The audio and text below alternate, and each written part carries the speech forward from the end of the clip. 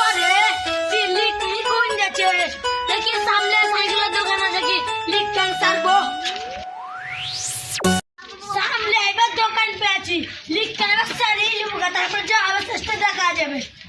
পাতি জাগিলা leak can সারিয়ে this তো যা পয়সা লাগবে আমি দিচ্ছি টোটো করে নালে ঘটক করতেই যাবো গা আচ্ছা এটা আটার দোকান নয়